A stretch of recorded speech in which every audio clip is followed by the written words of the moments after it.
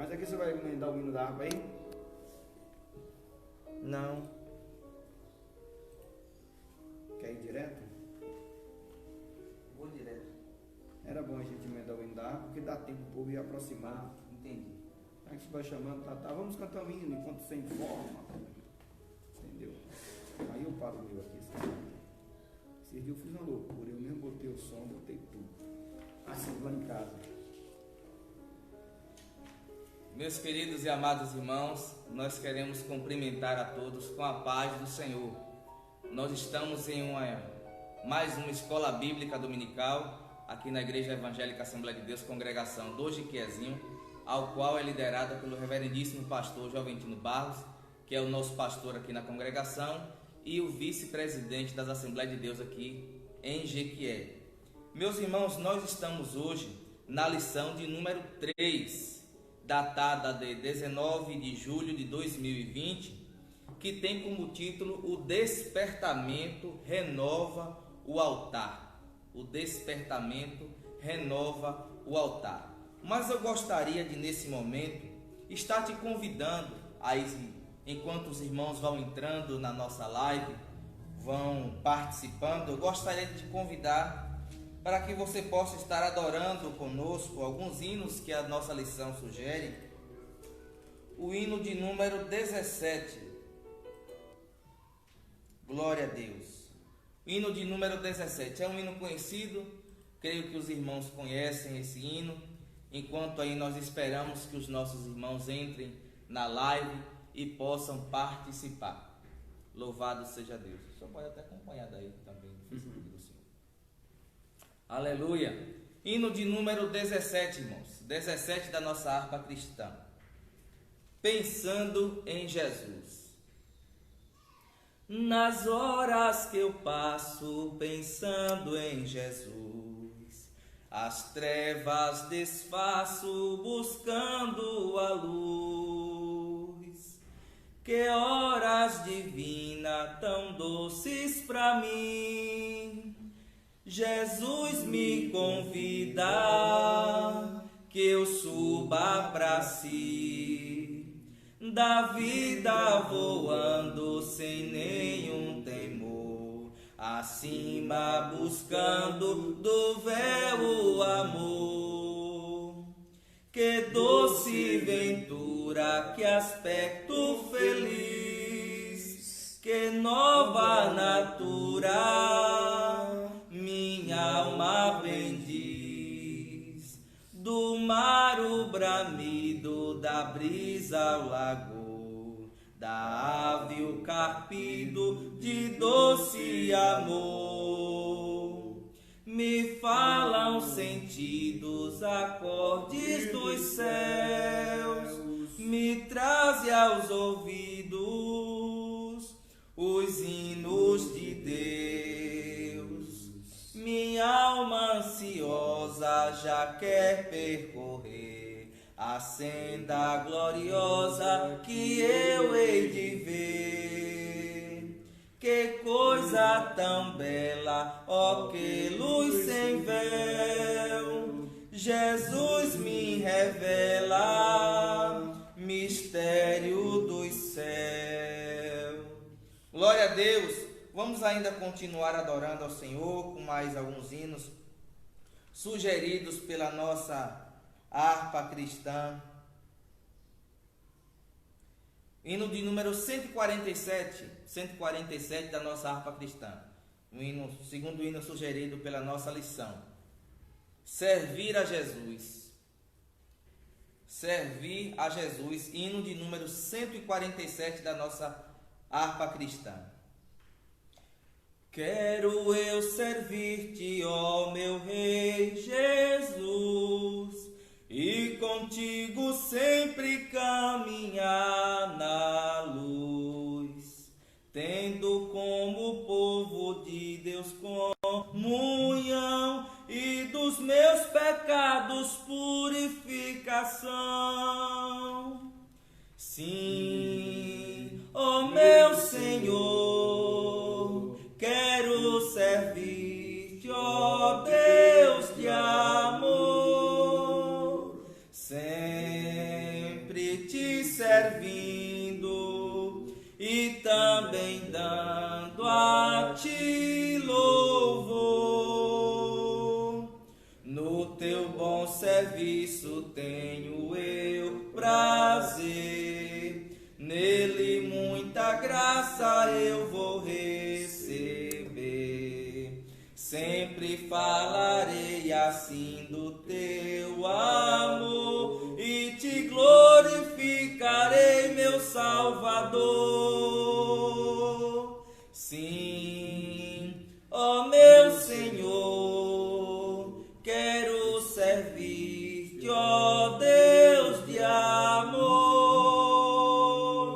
sempre te servindo e também dando a ti louvor. Desce tua graça sobre mim, Senhor, para trabalhar com mais e mais fervor. Dai-me entendimento e verás saber, para alegre eu fazer o teu querer. Sim, ó meu Senhor, quero servir-te, ó Deus de amor, sempre te servindo e também dando a ti louvor.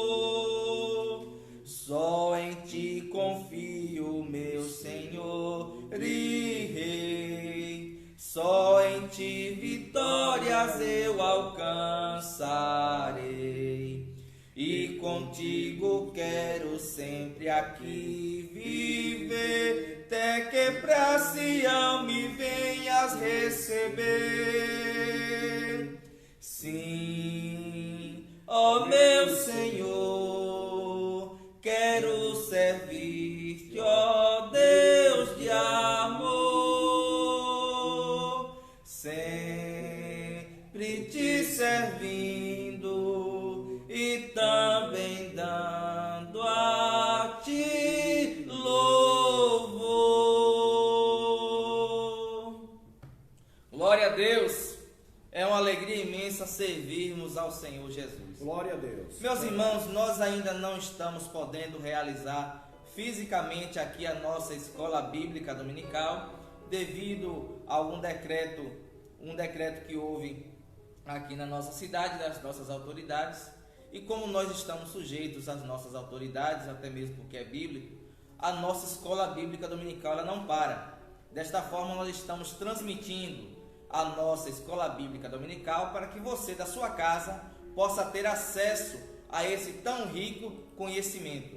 Eu quero nesse momento já saudar com a paz do Senhor a todos os nossos irmãos que já estão nos acompanhando pelas nossas redes sociais, no nosso Facebook da nossa igreja, Assembleia de Deus Jequiézinho, e também pelo Instagram do nosso pastor Joventino Barros. A vocês que estão nos assistindo, a paz do Senhor e seja bem-vindo. Como eu falei, irmãos, nós estaremos nesta manhã tratando da lição de número 3, que tem como título O Despertamento Renova o Altar. Nós não estamos ainda tendo a revista física, mas você pode entrar no site da CPAD e lá você encontrar a revista de forma gratuita, você baixar e acompanhar da sua casa. O nosso texto áureo está escrito em 1 Reis, capítulo de número 18, versículo 30, que está escrito: Então Elias disse a todo o povo: Chegai-vos a mim. E todo o povo se chegou a ele, e reparou o altar do Senhor que estava quebrado. Nossa verdade prática: Satanás jamais derrotará o crente, cujo altar é constantemente renovado pelo Espírito. Louvado seja Deus.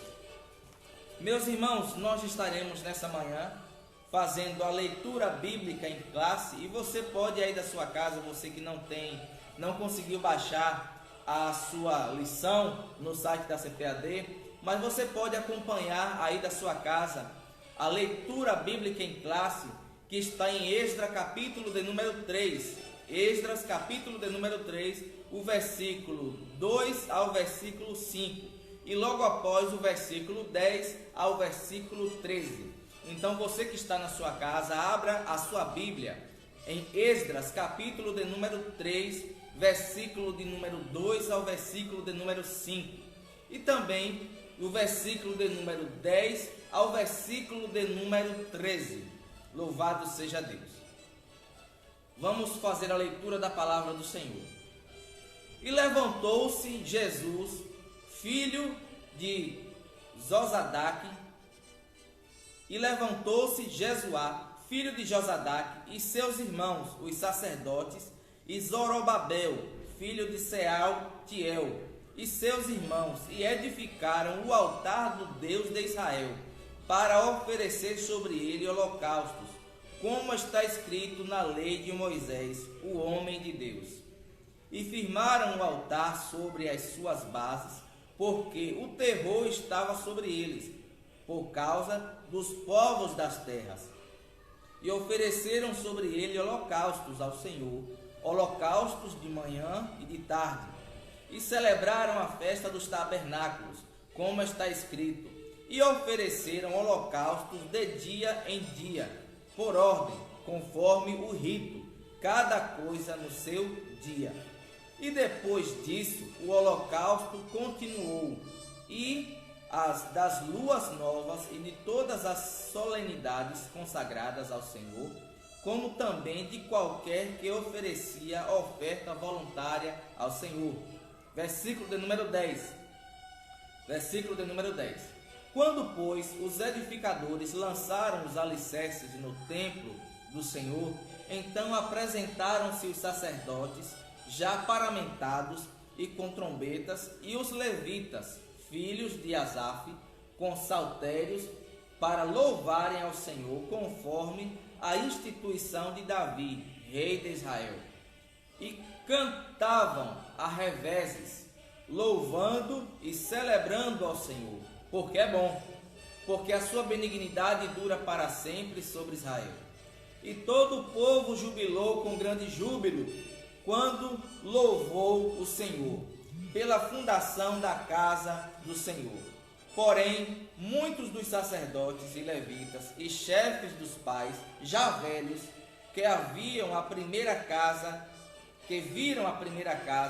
sobre o seu fundamento, vendo perante os seus olhos esta casa, choraram em altas vozes. Mas muitos levantaram as vozes com júbilo e com alegria, de maneira que não discerniam o povo as vozes de alegria das vozes do choro do povo, porque o povo jubilava com tão grande júbilo que as vozes se ouviam de muito longe. Louvado seja o nome do Senhor. Irmãos, nós temos alguns objetivos a alcançar com a nossa escola bíblica dominical, mais especificamente com a lição de número 3. O primeiro objetivo, que é o objetivo geral, é identificar o que caracteriza o verdadeiro despertamento espiritual. E nós temos também alguns objetivos específicos, que é elucidar aos alunos o que significa o altar para o Antigo Pacto ou o Antigo Testamento, entender que Cristo é o centro da nossa comunhão com Deus, comprovar que nem todos os despertamentos de hoje têm as características mencionadas de um verdadeiro despertamento. Aleluia, louvado seja o nome do Senhor. Irmãos, você que tem aí a sua revista virtual, está acompanhando pelo seu celular, talvez impresso como eu fiz, eu quero te convidar nesse momento para que possamos adentrar ao nosso primeiro tópico. Eu estarei fazendo um pequeno comentário a respeito do primeiro tópico, logo após o nosso pastor Joventino, ele que estará hoje também nos dando esse suporte teológico aqui na nossa escola bíblica dominical, estará dando prosseguimento à nossa escola bíblica dominical. Meus irmãos, o primeiro tópico do nosso texto está escrito da seguinte maneira: o despertamento conduz o homem ao altar. Os judeus sentiam a necessidade do acesso a Deus que o altar lhes proporcionava. No primeiro tópico está escrito no primeiro parágrafo: o propósito que traziam no coração ao retornarem ao cativeiro precisava ser muito firme, porque estavam rodeados de inimigos cruéis. A Bíblia diz: o terror estava sobre eles por causa dos povos da terra, lá em Êxodo capítulo número 3, versículo 3. Por isso mesmo o povo sentia que precisava do acesso a Deus através do altar. Vamos logo ter uma visão panorâmica desse primeiro tópico aqui. O que é que estava acontecendo? Os judeus estavam retornando para a sua terra, mas a sua terra estava rodeada de povos estranhos. E esses povos traziam para os judeus que estavam retornando com júbilo, com alegria, porque eles sentiam a necessidade de novamente reconstruir o altar de Deus e voltar a ter esse acesso a Deus. O que é que estava acontecendo? Existiam povos que estavam habitando esta terra.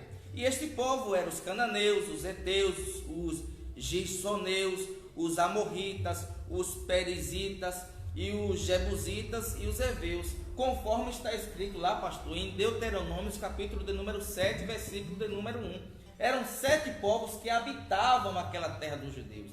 E esses povos traziam terror aos judeus que estavam retornando para a sua terra. E era necessário, conforme está escrito lá em Deuteronômio, que eles expulsassem esses povos das suas terras para que eles pudessem novamente habitar. Irmãos, esse primeiro tópico aqui vai estar falando sobre a necessidade de voltarmos a ter comunhão com Deus, a necessidade de termos intimidade com Deus. Interessante, pastor Joventino, que eu estava estudando essa lição e me veio alguns pensamentos em minha mente. Observem como o ato da gente se aproximar de Deus nos oferece alguns requisitos que outras pessoas que não têm essa intimidade com Deus têm. Observem, Jesus Cristo ele tinha 12 discípulos, 12 apóstolos. Isso. Dos 12 apóstolos existiam 3 que eram mais próximos de Jesus Cristo. Era Pedro, Tiago e João. E desses 3, João era o mais próximo. Nós observamos que João chegava a declinar no peito de Cristo. Então nós observamos uma coisa nessa primeira lição aqui, nesse primeiro comentário que eu estou fazendo. Esses 3 apóstolos, eles viram coisas que os outros não viram. Ouviram coisas de Cristo que os outros apóstolos não ouviram. E mais especificamente João também ouviu e viu coisas que talvez os outros 2 não ouviram. Então, qual é a lição, essa primeira lição que nós aprendemos aqui? É que quanto mais estamos próximos de Cristo, quanto mais nós estamos nos reconciliando com Jesus, quanto mais nós nos aproximamos a ter intimidade com Jesus, nós iremos ver coisas e ouvir coisas que outras pessoas não vão ver. E esse benefício só tem quem se aproxima de Jesus. Esse benefício só tem quem tem intimidade com Jesus. Quanto mais intimidade temos com Cristo, mais coisas iremos ter, mais comunhão iremos ter com Cristo, mais unção iremos ter, iremos ver coisas que as outras pessoas não irão ver, e vamos sentir coisas que talvez outras pessoas não irão sentir, e isso tudo só consegue se ter através de uma restauração e intimidade. E eu estava lembrando aqui de um culto de doutrina que o Senhor nos ensinou, que a restauração do altar leva-nos ao arrependimento. A restauração do altar leva-nos ao arrependimento. E arrependimento, algumas pessoas têm uma ideia um pouco errônea a respeito do que é esse arrependimento. Eu lembro que o Senhor comentou aqui no culto de doutrina que o arrependimento, no primeiro momento, ele tem um efeito em nossa mente. O arrependimento, ele tem nesse primeiro momento uma mudança de pensamento e não a mudança, a metanoia, não a mudança de comportamento. A mudança de comportamento é a consequência da metanoia, é a consequência da mudança de pensamento. Então algumas pessoas acreditam que o arrependimento ele já leva a mudança de comportamento. Não. A primeiro momento ele tem uma mudança de pensamento. Mentalidade. Depois ele se converte. Ele primeiro assume a sua condição de pecador, assume a sua condição de que está errado, que precisa mudar de comportamento, e depois disso é que sofre o que vem o efeito do arrependimento no seu dia a dia. E nós precisamos ter isso em mente, de nos arrependermos, de voltarmos ao Senhor. Nós estamos vivendo, pastor, um momento de dificuldade. Nós estamos vivendo, irmãos, um período de dificuldade no Brasil. Nós não estamos podendo nos aglomerar, nós não estamos podendo nos reunir, nós não estamos podendo tentar levar uma vida normal com os nossos familiares, com os nossos amigos, devido a esse vírus que está acometendo o Brasil. Um vírus que mudou totalmente o nosso convívio social, o nosso convívio em família, o nosso convívio no nosso meio cristão. E observem que como isso transformou as nossas vidas. E algumas pessoas estão se acomodando e se conformando com esta situação. Estão se conformando com este acontecimento. Mas, irmãos, não se conforme, não deixe que esta situação venha lhe esfriar. Não permita que esta situação venha modificar a sua comunhão com Deus. Não permita que nada e nem ninguém venha interferir na sua comunhão com Deus. Não se conforme com o seu cativeirinho. Nós estávamos aqui alguns dias passados comentando sobre isso, que o povo de Israel já estava acostumado com o seu cativeiro, já estava acostumando-se com aquele cativeiro. E hoje nós observamos que algumas pessoas estão se acostumando com esse cativeirinho, nós podemos dizer assim, entre aspas. Já estão se acostumando com esta pandemia, já estão se acostumando a viver isolado. Nós não estamos aqui dizendo que você deve descumprir as ordens das autoridades, não, de maneira nenhuma. Mas você também não pode deixar que essas ordens, esses decretos, essas leis venham interferir na sua comunhão. Não perca a sua comunhão e não se conforme. Lute para que você possa estar todos os dias em comunhão com o Senhor. Outra coisa interessante que nós observamos aqui nesse primeiro tópico, logo para depois o pastor Joventino assumir aqui os comentários, é que observamos que no Antigo Testamento o acesso a Deus se dava através do altar do holocausto. Nós observamos que na graça que nós estamos vivendo, esse período do Novo Testamento, o acesso a Deus hoje foi livre. Cristo morreu na cruz e pagou esse alto preço por mim e por você. O véu do templo rasgou-se de alto a baixo e hoje nós não precisamos mais ter um holocausto, fazer um holocausto, ou não precisamos mais ter um altar. Mas nós somos esse altar, nós somos esse sacrifício vivo.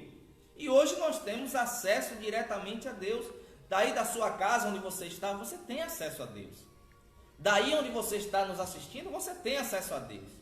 Hoje você pode ter acesso a Deus através das suas orações, através do seu louvor, através do seu dia a dia, você pode ter acesso a Deus. E nós observamos que era um requisito necessário no Novo Testamento, o altar, porque através do altar e através do holocausto era que Israel conseguia ter acesso a Deus. Outra coisa que nós vamos observar, irmãos, é que todos os despertamentos começam com a restauração do altar. Não existe um despertamento espiritual se primeiro não houver em nós uma restauração do nosso altar. Observe que no tempo do profeta Elias, nos dias do rei Acabe, conforme está escrito lá em 1 Reis, capítulo de número 18, foi necessário Elias primeiro consertar o altar para que depois tivesse aquele despertamento espiritual. Outra coisa que nós observamos que o despertamento começa a partir da restauração do altar, foi quando o piedoso rei Ezequias assumiu o trono de Judá e já no seu primeiro ano ele permitiu que as portas dos templos fossem abertas da casa do Senhor e a separou. Então nós observamos que, e dentre todos esses requisitos que nós observamos, o verdadeiro despertamento, o verdadeiro despertamento começa com uma restauração do altar. Eu estava refletindo, pastor, em casa com minha esposa, e olha que coisa interessante. Há pessoas que têm tudo para dar certo. Há pessoas que têm tudo favorável a você. Tudo favorável para ele. Tudo favorável para que ele dê certo. Mas as más escolhas fazem com que ele perca essa restauração. Quando nós observamos lá no Velho Testamento, em Juízes, capítulo de número 16, nós vamos observar um homem que tinha tudo para dar certo. Sansão era um homem que tinha tudo para dar certo, nazireu de Deus, consagrado a Deus desde o seu ventre, tinha tudo para ele dar certo, mas porque ele não soube identificar uma falha nele, ele perdeu essa restauração. Tinha tudo para dar certo, por causa de uma fraqueza de uma prostituta chamada Dalila. Nós observamos que Sansão, ele teve ali na sua história caminhos tortuosos, caminhos errados, tomou decisões erradas, mas tinha tudo para dar certo. Quer ver outro no Novo Testamento que tinha tudo para dar certo, mas escolheu o caminho errado? Judas tinha tudo para dar certo, era um dos 12, era tesoureiro do grupo, mas estava com Cristo, estava no caminho verdadeiro, que é Cristo. Isso. Mas preferiu andar pelo caminho errado.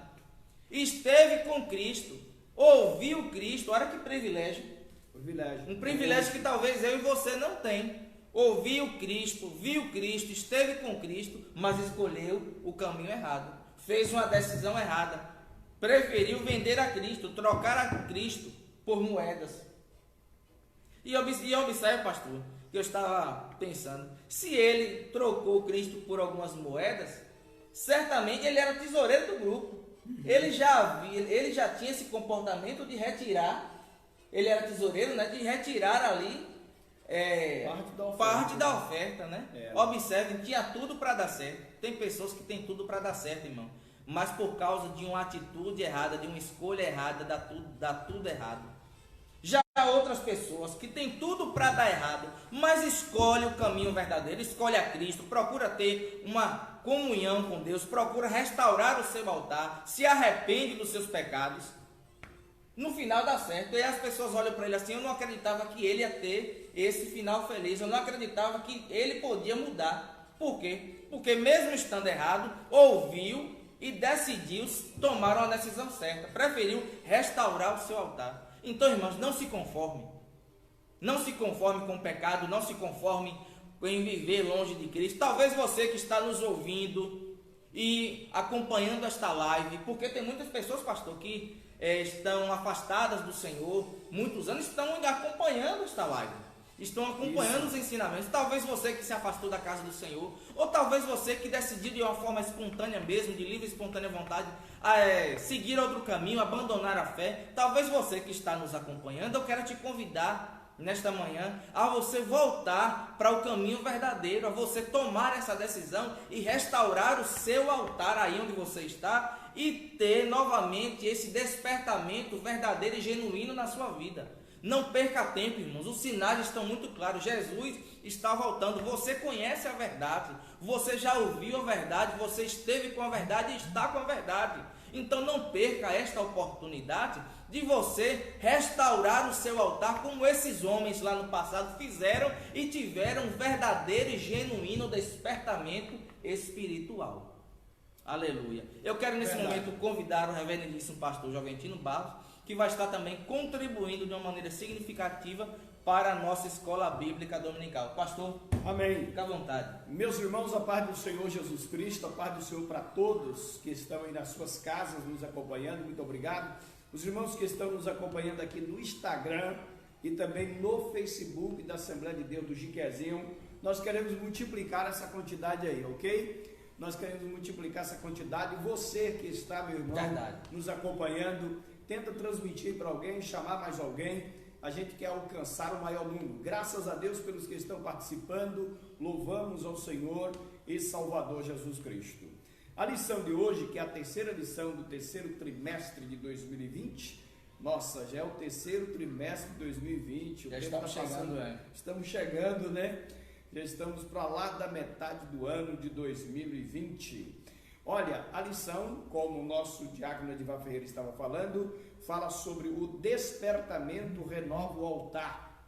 O interessante é que o título dessa lição, que o saudoso Eurico Bessi escreveu, ele já faz uma afirmação no título da lição: o despertamento renova o altar. Despertamento aqui fala de avivamento espiritual, fala do mover do Espírito Santo na igreja, fala do querer se aproximar mais de Deus, vida com mais santidade, vida mais próximo de Deus, vida com mais oração, vida com serviço eficaz na obra do Senhor Jesus Cristo.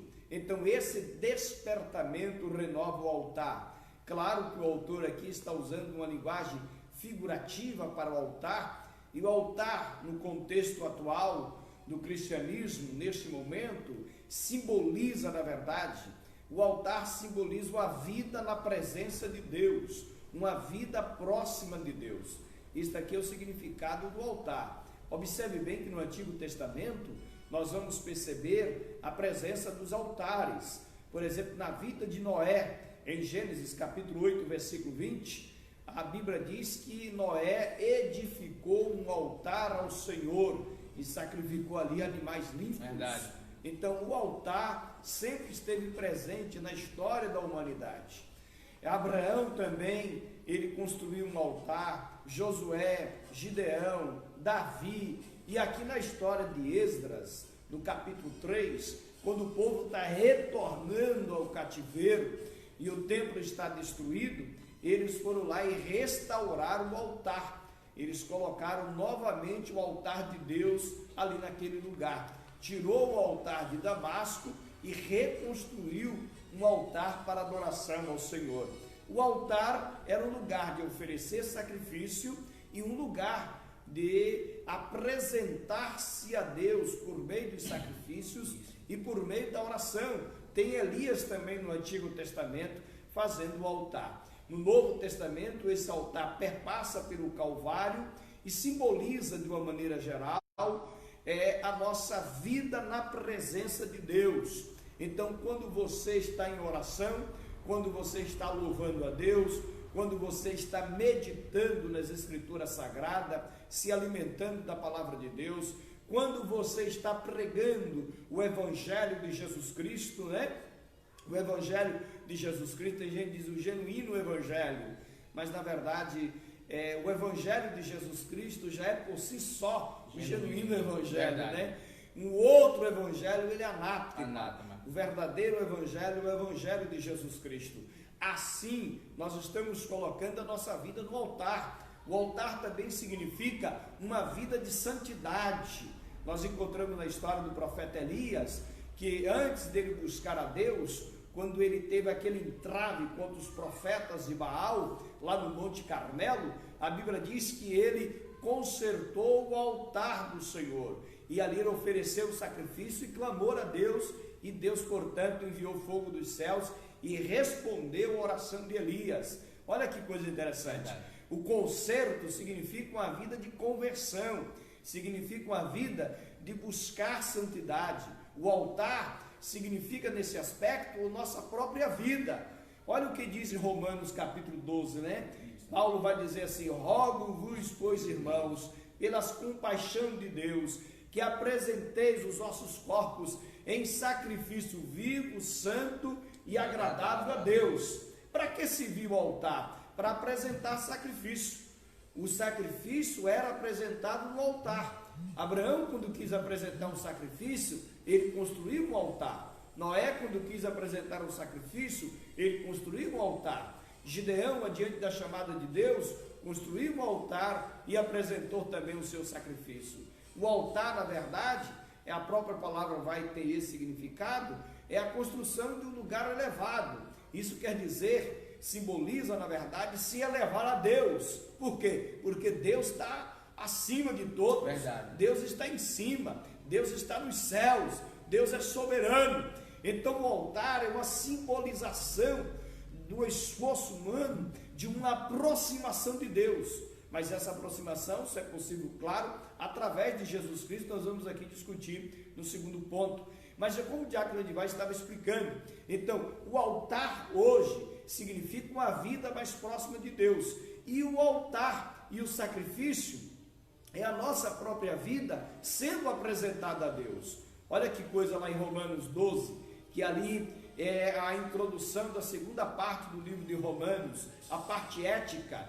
E essa parte ética começa com a liturgia, começa com o culto a Deus. É a mesma coisa que Paulo faz em Efésios capítulo 4, tem o mesmo rogo. Rogo-vos, pois, irmãos, pelas compaixão de Deus. O que é rogar? Eu sempre gosto de perguntar, o que é rogar? Rogar é implorar, é pedir. Paulo, na verdade, está percebendo que ele não pode determinar alguma coisa sobre os irmãos.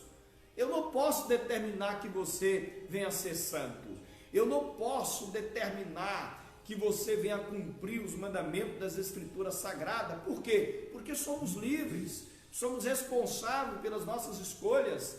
Você tem o direito de escolher. A Bíblia diz, o próprio Jesus Cristo, ao dar a ordem, é uma ordem alternativa. Jesus disse assim: entrai pela porta estreita, porque larga é a porta, espaçoso é o caminho que conduz à perdição, e apertada é a porta, estreita é o caminho que conduz aos céus. A porta, na verdade, é estreita, o caminho também é estreito. Mas Jesus Cristo diz: entrai, ele está determinando. Jesus Cristo está determinando. Mas você mesmo assim tem duas opções aí. Você tem a porta larga e a porta estreita. Você tem adiante de si a vida e a morte. E isso está presente lá no Antigo Testamento. O próprio Deus diz: coloco adiante de vós a vida e a morte. Escolheis, pois, a vida para que vivais. Ou seja, nós temos a opção. Então Paulo, percebendo que ele não poderia determinar, nós não podemos determinar as pessoas e obrigar as pessoas a vir à igreja. Aliás, hoje estamos, na verdade, obrigados a não vir à igreja. Eu vou, diácono Edivar, estou preparando um pequeno artigo, na verdade, um artigo mesmo, informal, não necessariamente seguindo todas as regras científicas do artigo, sobre as advertências desse momento que nós estamos vivendo. Então, ou de uma maneira ou de outra, sendo justificado ou não, aceitando ou não, certo é que estamos, na verdade, proibidos de vir à igreja. Nós estamos aqui com a nossa igreja vazia. Uma igreja dessa aqui que de domingo dava mais de 120, 140 pessoas presentes aqui na escola bíblica dominical, entre crianças, congregados, membros, matriculados, obreiros. À noite nós tínhamos aqui quase 250 pessoas glorificando, louvando o nome do Senhor. Estamos proibidos de vir à igreja, estamos obrigados a não vir à igreja. Mas o que acontece? Eu não posso obrigar você a vir à igreja em tempos livres, né? Eu não posso obrigar você a oferecer seu sacrifício a Deus. Então Paulo, percebendo que ele não podia obrigar, ele fez um pedido, ele implorou, ele rogo-vos, e ele fez algo interessante: pelas compaixão de Deus. Alguém já disse alguma vez? Eu acho que você já disse. Algumas vezes nós sentimos tão frágil dentro da situação que a gente diz assim: pelo amor de Deus, não faça isso. Quando nós pedimos pelo amor de Deus, é porque já esgotou todos os nossos recursos. Justamente, a pessoa não atende mais o nosso conselho, a gente não tem poder ali de determinar a pessoa, e aí a gente pede, apela.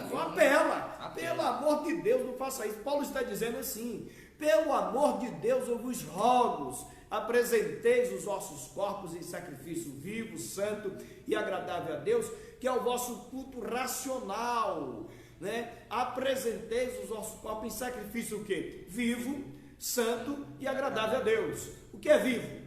Porque no Antigo Testamento o sacrifício era oferecido, sacrifício morto. É uma coisa interessante. O cordeiro que era oferecido no altar no Antigo Testamento era imolado.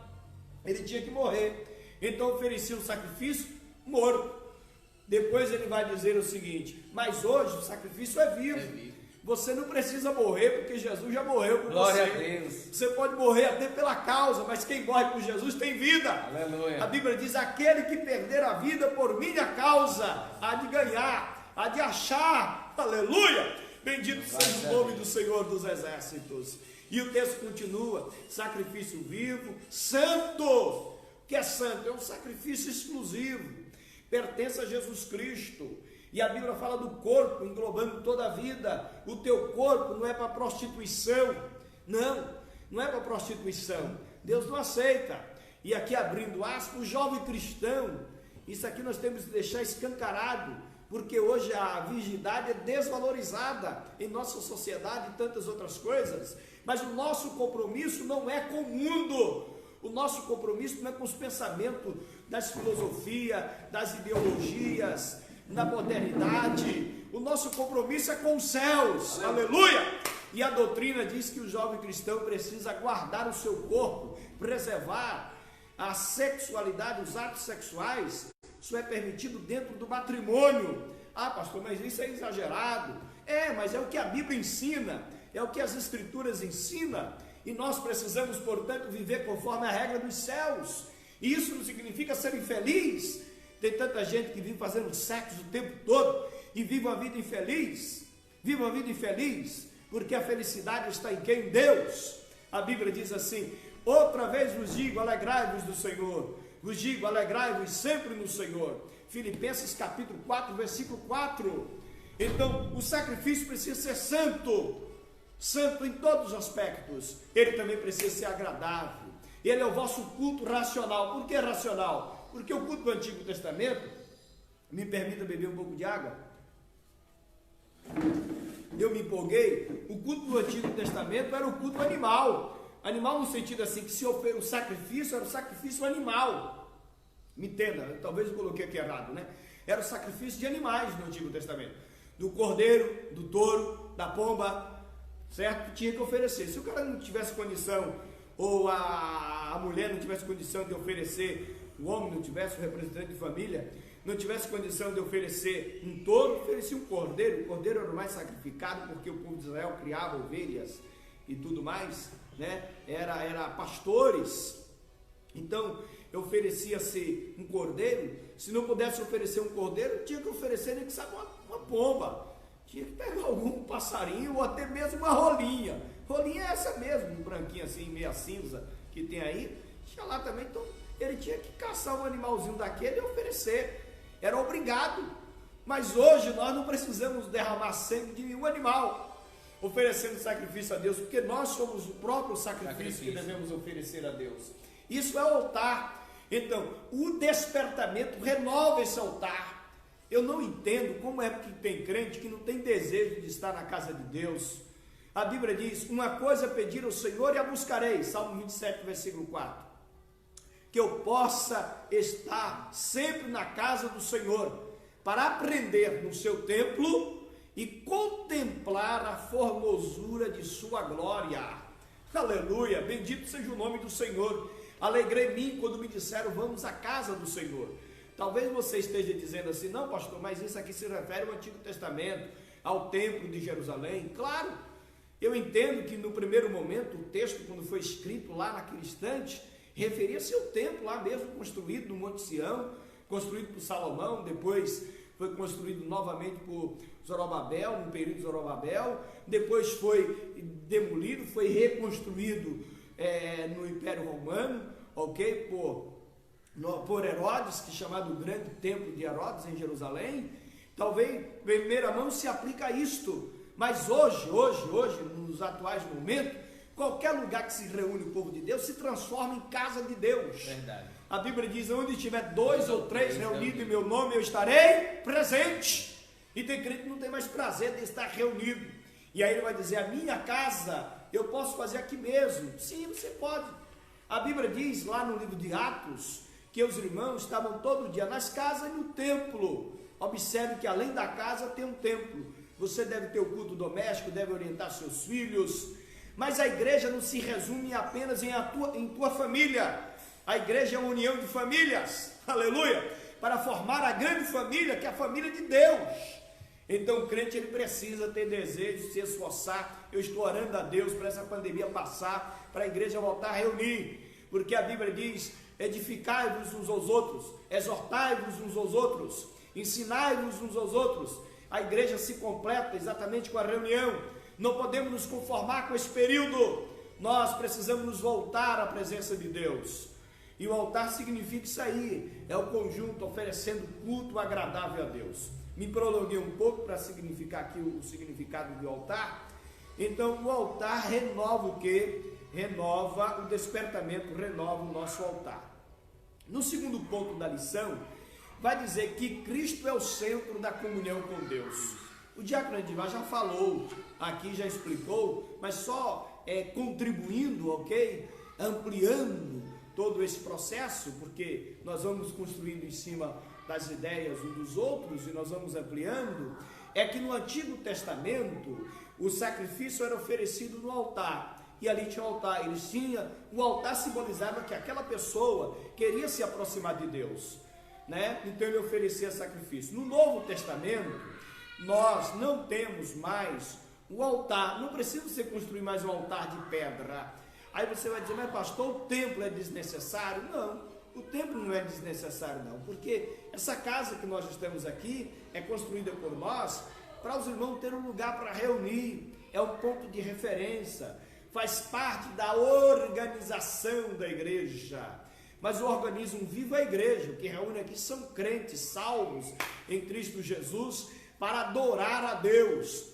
E se um dia derrubar esse templo, a gente pode cultuar a Deus debaixo de um arvoredo, não tem problema, se transforma ali numa igreja, se tiver o compromisso de estar presente. Mas louvamos a Deus por Deus ter nos dado. O altar também não significa necessariamente o púlpito da igreja. Falar isso aqui é muito polêmico, porque nós temos as nossas manias psicológicas e tradicionais. Mas o altar não é necessariamente o púlpito da igreja. Claro que aqui representa um altar. Você pode aqui colocar como simbologia do altar. E nós fazemos isso. Às vezes estamos aqui, ministramos a palavra a partir do púlpito da igreja, que é um lugar elevado. A palavra de Deus vem do altar. E nós fazemos simbolicamente, chamando as pessoas para frente, para que elas possam receber a bênção de Deus. Não tem problema em fazer isso. Os apóstolos fizeram isso em Atos dos Apóstolos. Ok? Não tem problema em fazer isso. Mas o significado principal não é isso aqui. O significado principal é que o altar hoje, de uma maneira espiritual muito mais profunda, no Novo Testamento, está centrado em Cristo. Passa pelo Calvário. O sacrifício já foi oferecido. E hoje nós oferecemos o quê? O nosso culto centrado na obra de Jesus Cristo. Diácono Edivar Ferreira. Uma coisa interessante, pastor, que seria até muito construtivo se fazer um comentário, é que para algumas pessoas, para alguns dos nossos irmãos, pessoas que pertencem a uma igreja, acreditam que o altar é o lugar mais sagrado do templo, né? Acreditam que aqui, esse local onde nós estamos, que também faz parte aqui do altar, é o local que tem mais comunhão, é o local mais sagrado do templo, é o local mais espiritual. E na verdade não é isso. Todo o templo aqui é um local dedicado a Deus. Não existe aqui um local privilegiado, onde é mais sagrado, mais consagrado, tem mais poder. Tem essa... seria interessante, contribuindo com isso que o senhor acabou de falar aí. A gente acha que dentro do templo, da casa de Deus, no templo onde nós cultuamos, que aqui a plataforma da igreja é mais consagrada. Isso vem no processo histórico, do lugar santo dos santos e tudo mais. Mas assim, é por isso que eu falei que é polêmico, que muita gente não vai aceitar. Não existe base bíblica para isso. Não tem nenhum lugar na Bíblia dizendo que o templo físico tem um lugar mais sagrado. Agora, claro e evidente que é o lugar de maior destaque. Isso, justamente. Aí agora é interessante. É o lugar de maior destaque. Ele é feito mais elevado para visibilidade, para as pessoas que estejam sentadas lá nos bancos possam visualizar a pessoa de uma melhor maneira. Mas assim como toda a nossa vida, em todos os nossos aspectos, deve ser santificado, toda a casa de Deus, aí simbolizando o templo onde a gente congrega, deve ser santificado. Em todo lugar deve ter santidade. O pastor deve viver a vida em santidade. Você que senta lá no último banco, deve também condizer e viver uma vida de santidade. Verdade. Então, em todo Muito lugar, interessante. muito interessante, não é? Claro que o público da igreja aí eleva uma questão de respeito, né? Pelos que ocupam aquele lugar, Justo. não pelo lugar, pelos que ocupam. Quem ocupa ali é um pastor, e a Bíblia diz que os pastores são dignos de honra dobrada. Duplicada, né? Se a gente honra as pessoas, devemos muito mais honrar o pastor da igreja. O local não é sagrado, mas as pessoas que As habitam, pessoas, isso, as pessoas que habitam que aquele habitam local. naquele lugar. Então não existe lugar mais santificado que o Interessante. outro, né? Toda a casa de Deus é santificada, todo o templo é santificado. Então, assim, voltando, Cristo é o centro da nossa comunhão com Deus. Isso aqui é interessante. Nós já estamos concluindo, o tempo já passou. Obrigado você que está nos acompanhando no Facebook, no WhatsApp, manda aí a sua mensagem. Não estamos aqui respondendo porque estamos envolvidos em mandar a palavra aqui, ok? É uma coisa assim, que nós precisamos entender, que Cristo, claro, é o centro. E aí tem um versículo em Efésios, foi citado também na lição, capítulo 2, versículo 18, diz assim: porque por ele, por Jesus Cristo, ambos temos acesso ao Pai, é o mesmo Espírito. Ou seja, por ele, Jesus Cristo. Então Jesus Cristo é o centro, Jesus Cristo é o altar, o Calvário que nos leva a Deus, a obra de Jesus. O autor da lição, ele cita aqui diversos versículos, como por exemplo, 1 Coríntios 15, 3. Vos entreguei o que também recebi, que Cristo morreu pelos nossos pecados. 1 Coríntios capítulo 2, versículo 2. Nada propus saber entre vós, senão Jesus Cristo a este crucificado. Né?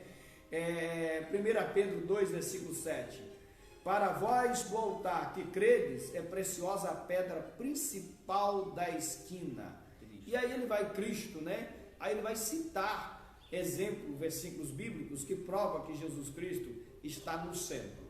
Uma coisa interessante, falando sobre o nosso relacionamento com Deus, a nossa vida no altar, a nossa renovação, o autor apresenta também, o pastor Eurico Best, que a Trindade toda está envolvida nesse processo. E Efésios capítulo 1, capítulo 2, versículo 18, mostra exatamente o envolvimento da Trindade. Vai dizer, porque por ele temos acesso ao Pai, é o mesmo Espírito. Por ele quem? Por Jesus Cristo. Temos acesso a quem? Ao Pai. Por ou através de um mesmo Espírito, ou seja, o mesmo Espírito Santo que está em mim, é o mesmo Espírito que está Glória em você, é o mesmo Espírito que está no diácono Edivar, é o mesmo Espírito que está sobre o pastor Vanderlei Campos Borges, é o mesmo Espírito que está sobre o pastor Manuel Monteiro, é o mesmo Espírito que está sobre você, que está aí nos assistindo, nos ouvindo. Esse é o Espírito Santo que nos leva a ter acesso a Deus. Eu até escrevi uma frase que, observando, estudando sobre a Trindade, toda e qualquer obra de Deus é a obra de um Deus triuno. Vou repetir mais uma vez. Toda e qualquer obra de Deus é obra do Deus triuno. A criação e qualquer obra que nós estudarmos, iremos perceber que a Santíssima Trindade está envolvida, que é a obra de Deus. Então, Cristo ou a Trindade está ativamente presente nesta obra que Jesus realizou no Calvário, para nos aproximar de Deus, que foi a sua morte. Observe que o autor vai dizer que o Pai Celestial planejou, foi o Pai Celestial que enviou o seu Filho, e ele também participou do drama do Calvário. Só para você ter uma ideia do projeto da salvação, e aí ele citou Efésios, no capítulo 3, vai dizer que Deus nos abençoou, Deus nos escolheu, Deus nos predestinou. Então a Trindade, ela está ali presente, o Pai está presente nesse processo. Era quando Jesus Cristo foi ser crucificado, ele diz assim: Pai, se possível, passa de mim esse cálice sem que eu beba, mas que não seja feita a minha vontade, mas a tua vontade. Olha que coisa, a morte de Jesus na cruz não foi vontade do diabo, não, foi um projeto de Deus, foi plano de Deus. Inclusive o diabo queria desviar Jesus Cristo do Calvário, e ele tentou fazer isso algumas vezes, porque ali estaria consumado o projeto, o plano da redenção em Cristo Jesus, nosso Senhor. Em Jesus Cristo, Jesus, por sua vez, ele se entregou. Observe, voluntariamente. Era a vontade do Pai, mas o Filho se entrega. Efésios capítulo 5, versículo 2, está escrito, né? É que Jesus Cristo, ele mesmo se entregou. Efésios capítulo 5, versículo 2, tem a seguinte expressão: andai em amor, como também Cristo vos amou, e se entregou a si mesmo, em oferta e sacrifício em cheiro suave.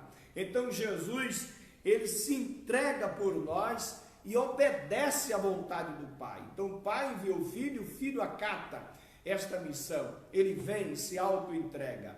E o Espírito Santo ajudou. Está lá no livro de Hebreus, capítulo 9, versículo 14, que Jesus Cristo se ofereceu no Calvário, na cruz, em sacrifício agradável a Deus, imaculado, por meio do Espírito Santo.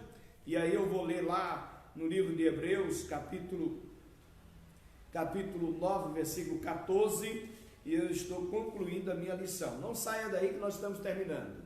Capítulo 4, versículo 14. Quanto mais o sangue de Cristo, que pelo Espírito eterno se ofereceu a si mesmo imaculado a Deus, purificará a vossa consciência das obras mortas, para servirdes ao Deus vivo. Olha que coisa, preste bem atenção. A obra da redenção, a morte de Cristo no Calvário, é uma obra da Trindade. Toda a Trindade está envolvida ali. Então, quem? Jesus veio enviado pelo Pai, ele mesmo disse. Jesus Cristo estava morrendo na cruz, fazendo a vontade do Pai. Então ali está envolvido o Pai e o Filho, e ele não se sentiu obrigado, ele se ofereceu a si mesmo, obedecendo à vontade do Pai, para que pudesse nos salvar. E ele fez isso como? A Bíblia diz que ele fez isso pelo Espírito eterno, que levou a ele se oferecer a si mesmo. O Espírito Santo também estava presente naquela obra. É uma relação da qual nós não conseguimos explicar muito, mas o certo é que está o fato aí na Bíblia. A Trindade estava presente em todo esse processo. Toda a obra de Deus é uma obra da Trindade. Outra coisa que para nós terminarmos aqui é que o Espírito Santo envolvido, ele vai dizer, revela, explica, ensina e penetra. Ou seja, o Espírito Santo, da mesma forma que o Espírito Santo levou a Jesus Cristo, esse mesmo Espírito que levou a Jesus Cristo, é esse mesmo Espírito que sopra sobre nós. Aleluia. É esse mesmo Espírito que nos conduz à presença de Deus. A Bíblia diz que Simão, lá quando quando Jesus nasceu, ele foi conduzido ao templo pelo Espírito. Você precisa do fogo do Espírito Santo sobre a sua vida. Nós precisamos do Espírito Santo, porque ele que ensina, penetra, orienta, guia, fortalece e nos levanta. Resumindo aqui rapidamente. Agora, o autor termina, Diácono Edivar, falando sobre cuidado com as imitações. Isso é muito importante nos dias atuais, pastor. Nossa, cuidado com as imitações. Meu Deus. Falando sobre imitações, nós estamos vivendo um momento que nós precisamos tomar cuidado, porque o original está sendo substituído pelo artificial. Verdade.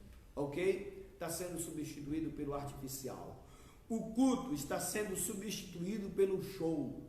O culto a Deus está substituído pelo show.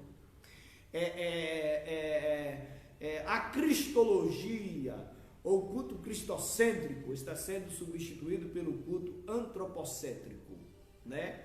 Nós estamos mais preocupados, preste atenção, não saia daí, preste atenção, nos ajude, compartilhe. Mesmo que você discordar de mim, depois você escreve aí o seu ponto de vista e nós vamos examinar e quem sabe a gente vai dialogando. Mas nós hoje no culto estamos preocupados em agradar o participante do culto. Ô pastor, não deve fazer um culto agradável, atraente, eu sei. Eu devo procurar fazer um culto o melhor possível, em termos de organização, em termos de programação. Só que há um exagero de agradar o público e não agradar a Deus. Nós hoje estamos perguntando se o culto foi bom, se atraiu o público, se as pessoas saíram satisfeitas, e esquecemos, será que Deus ficou satisfeito com o nosso culto? Justo, interessante. É uma coisa interessante. Olha, deixa eu lhe falar, eu acho que eu tenho cabelos brancos já por causa da minha família, né? Porque meu pai não era pastor de igreja, e na mesma idade ficou com os cabelos brancos, mas alguns aí estão perdendo os cabelos, e estão realmente perdendo, né, a cor do cabelo, preocupado.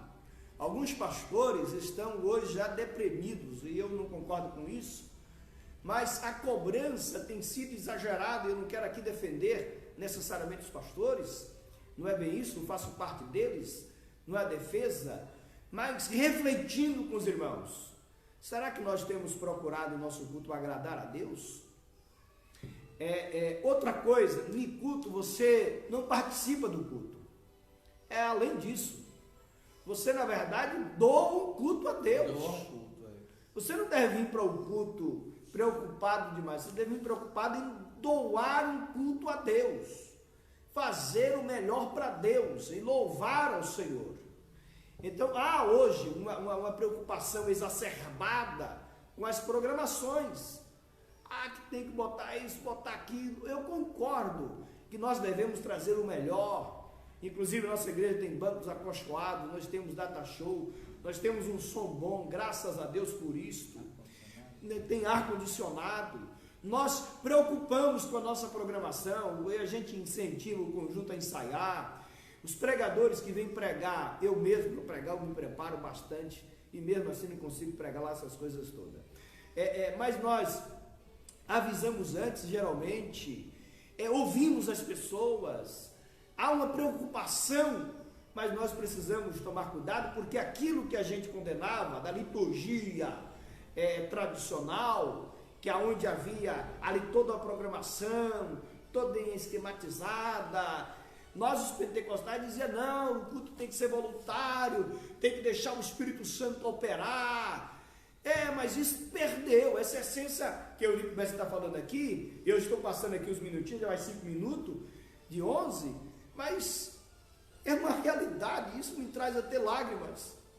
Será que nós oferecemos mais um culto voluntário a Deus? Há um tempo atrás, a gente não dizia quem ia ter a oportunidade. Não é que eu adoto bem isso não, mas eu pertenço a esses dias, não sou tão velho assim, eu ainda sou jovem. Mas há poucos dias atrás, alguns anos atrás, eu lembro que eu ia para a igreja e comecei a pregar e não me avisava que eu ia pregar, não. Eu tinha que ir preparado, orando a Deus. Às vezes Deus dizia, era no coração que eu ia pregar e eu chegava lá com um dedo marcado. Outra coisa, nós não avisava quem ia ter oportunidade, não. Todo mundo ia com o hino preparado, querendo louvar a Deus. E eu lembro de um rapaz pentecostal que dirigiu o culto de Diácono Edivar. E ele não levava um papel, que ele era contra. Eu não quero aqui entrar nos exageros. Os irmãos sabem que me conhecem. Eu não sou dos extremos, eu sou da filosofia de Sócrates, que o equilíbrio é onde está o ponto ideal. Eu acho que os extremos não servem. Não quer dizer que você não deve levar um papelzinho anotado. Eu também não sou contra a organização. O que estou sendo contra é a substituição da voluntariedade, do agradável, entendeu? Do espontâneo. A gente está perdendo a espontaneidade. E não só a espontaneidade, nós estamos perdendo a direção do Espírito. Estamos perdendo a direção do Espírito. E tinha um rapaz que dirigiu um culto, e ele disse que ele ficava orando à madrugada, às vezes 2 horas, e não levava um papel. Ele ia dizendo, Senhor, me mostre quem vai ter oportunidade. Me mostre quem vai ter oportunidade. Era só para dirigir o culto, quem vou dar oportunidade. E uma coisa surpreendente era que todo mundo dizia que o culto desse rapaz era muito fogo, era a bênção de Deus, tinha decisões de alma, tinha quebrantamento, choro. Claro que ele buscava a Deus. Só contando essa experiência para mostrar que o culto pentecostal deve ser espontâneo. O culto pentecostal, todos devem estar envolvidos. Todos devem estar ali na expectativa, até mesmo numa igreja maior. Mas nós estamos aí, na verdade, num período de imitação. Nós imitamos as línguas estranhas, imitamos o movimento de Deus. No lugar do mover do Espírito, colocamos dança na igreja. No lugar do glória a Deus e aleluia, nós estamos botando, não que eu sou contra aplauso, louvar a Deus com palmas, a Bíblia diz louvar o Senhor com palmas, está escrito na Bíblia, mas nós estamos não aplaudindo a Deus, estamos aplaudindo os homens, e quando não nos agrada a gente vaia, e tem gente surviando, ou seja, o culto está assim meio desvirtuado, e nós precisamos tomar cuidado. Ah, pastor, mas o senhor é contra, às vezes, o jovem manifestar os seus sentimentos. Eu acho que há momentos e períodos e locais adequados para tudo na vida. Há momentos adequados para tudo na vida. Cada lugar a gente vai se comportando de acordo com aquele lugar. E alguém diz, não, eu sou original. Não é muito bem assim não, né? Que a vida a gente vai se enquadrando. No teu quarto tu veste de uma maneira. Na tua casa você se comporta e senta de uma maneira. No teu trabalho é de outra, na rua é de outra forma. Nós vamos nos adaptando, nos moldando nos lugares que nós estamos. Então o culto também é um momento específico, é um lugar específico. Ele existe, na verdade, os mandamentos bíblicos precisam ser na direção do Espírito de Deus. Outra coisa que tem se usado muito, e vou terminar aqui, 11:10, são os truques e os macetes psicológicos para induzir as pessoas. E nós precisamos tomar cuidado, porque a Bíblia diz, nem por força nem por violência, mas pelo Espírito do Senhor dos Exércitos. Então estou falando isso aqui porque o terceiro ponto da lição vai falar exatamente sobre isso. Cuidado com as imitações. Nós precisamos tomar cuidado com as imitações e devemos buscar cada dia mais a direção de Deus. Falando sobre isso, não é que eu sou contra o culto ter uma organização, eu sou contra engessar o culto, aí eu sou contra. Nós temos previamente uma organização a ter presente na Bíblia. A Bíblia diz, quando vos reunis, tem salmos, tem cânticos, tem línguas, profecia, louvores, palavra, está escrito lá em 1 Coríntios 14, versículo 26, apesar que ali não nos dá como ele deve ser ordenado e organizado, não está escrito isso, e nós temos mais ou menos uma organização litúrgica, que já seguimos há algum tempo, não significa dizer que você não pode mudar. Há poucos dias eu estava na igreja, e antes de cantar os hinos, eu li a palavra, ou seja, os elementos estavam presentes no culto, naquele momento, didaticamente, na orientação do Espírito, eu escolhi primeiro ler a palavra. Então, mas nós devemos levar em consideração que o culto deve ter louvor, deve ter palavra, deve ter a contribuição, deve haver liberdade para o Espírito Santo operar. Ai, meu Deus do céu, meu Deus, Jesus é grande. Eu lembrando disso aqui, Diácono Edivar, olha, nós estamos pobres espiritualmente nesses últimos dias. Será que nós temos tido liberdade para o Espírito Santo operar? Eu não digo falar profetada, sair desorganizando o culto. Paulo até estabeleceu que quando profetizar, no máximo 3, está lá em Coríntios, tem muita gente interpretando, ele falou de 3, né? Isso não quer dizer uma regra rígida, e que fosse um após o outro. Eu creio no dom de profecia, eu creio nas revelações de Deus, né? Mas será que hoje nossos cultos têm tido liberdade para Deus operar dessa forma? Para Deus levantar pessoas, trazer revelações, profecia? A Bíblia diz que sem profecia o povo se corrompe. Então observe que nós estamos ficando um pouquinho aquém do que as Escrituras Sagradas têm nos ensinado. Foi interessante o senhor tocar nesse ponto, porque eu me recordo que esses assuntos sempre foram tratados na escola bíblica dominical. E quem pegou ainda esse tempo, que eu chamo de tempo de ouro da Assembleia de Deus, a gente ainda está vivendo esse tempo de ouro, porque ainda tem remanescente. Mas uma coisa que é interessante, nos nossos irmãos terem esse conhecimento, eu fui ensinado dessa forma na igreja. Quando Deus levanta alguém em profecia na igreja, pode estar tocando, pode alguém estar cantando, deve-se, no momento que Deus levantar alguém para entregar uma profecia para a igreja, se calar. Se calar. No momento em que Deus levantar alguém para entregar uma profecia para a igreja deve se calar em respeito não à pessoa, mas a Deus que está usando a pessoa. Se calar, ter aquela reverência para ouvir o que Deus está falando. Porque é como o senhor está falando, às vezes Deus fala de uma maneira tremenda dentro do culto, no culto, aí chega lá fora, você pergunta, irmão, como é que foi o culto? Não sei, só sei que Deus falou. Ô irmão, eu não fui pro culto hoje, mas o pastor pregou o quê? Não, eu sei que ele pregou a palavra. Então as pessoas estão vindo, isso não quero dizer de todos, mas nós temos observado que as pessoas, em sua minoria, algumas pessoas têm vindo para a igreja não para oferecer o sacrifício vivo, perfeito e agradável a Deus, que é o nosso culto racional, mas na verdade para receber. Eu tenho que vir para a igreja não para receber. Eu tenho que vir para a igreja para oferecer. Para oferecer. Me faz lembrar até aquele salmo que o senhor sempre gosta de ler, né? O que darei eu ao Senhor por todos os benefícios que me tem feito? Na verdade, e ali você observa que o salmista diz: tomarei o cálice da salvação. Ele veio para receber, ele veio para oferecer. Ele veio para oferecer. Então, tomarei. Você tem que vir para cá, para participar do culto, para oferecer um culto santo, agradável, perfeito a Deus, que é o seu culto racional. Participar com racionalidade do culto, em se envolver no culto. No momento do culto é você esquecer os problemas, esquecer um pouco da sua vida lá fora e tentar se conectar com Deus, para você ouvir o que Deus está falando para você. É verdade. Então, concluindo, essa lição nos ensina 4 coisas: que o despertamento nos conduz ao altar da comunhão com Deus, que Cristo é o centro dessa comunhão com Deus, que o Espírito Santo nos mantém em comunhão com Deus, que devemos ter cuidado com as imitações, ok? E preferirmos a simplicidade. Né? Para louvarmos o nome do Senhor Jesus Cristo. Que Deus possa ser glorificado. Muito obrigado por você ter nos acompanhado. Eu gostaria de fazer uma oração terminando, lembrando, Diácono Edivar, que hoje nós temos o nosso culto, que horas? Às 16h30. 4h30 da tarde.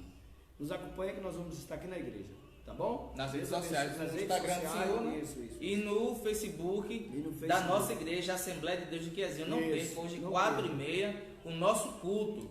Reúna-se com a sua família, na sua casa. Não perca esse momento. Nós não estamos podendo nos reunir aqui na igreja, mas você pode se reunir aí na sua casa com a sua família. Irmãos, apesar de você não estar vindo aqui para a igreja, a sua casa se tornou também uma igreja. Então, da mesma forma que você procede aqui na igreja, proceda na sua casa. Se reúna com a sua família na sala, se reúna com a sua família em qualquer ambiente dentro na sua casa e participe do culto. Ore, consagre, jejue, dê glória a Deus. Quando não venho aqui para a igreja, que eu estou em casa com a minha esposa, nós assistimos como nós assistimos aqui na igreja. A gente dá glória a Deus, a gente chora, entendeu? Quando a gente sente a presença de Deus. Então não deixe de participar do culto às 4h30 através das nossas redes sociais. Pronto. E nós vamos estar aqui na igreja.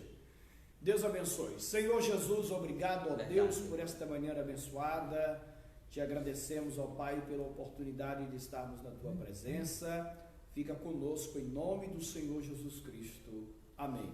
Deus abençoe a todos. Que a graça do Senhor Jesus Cristo, o amor de Deus e as consolações do Espírito Santo seja com todos. Todos digam amém. Deus abençoe.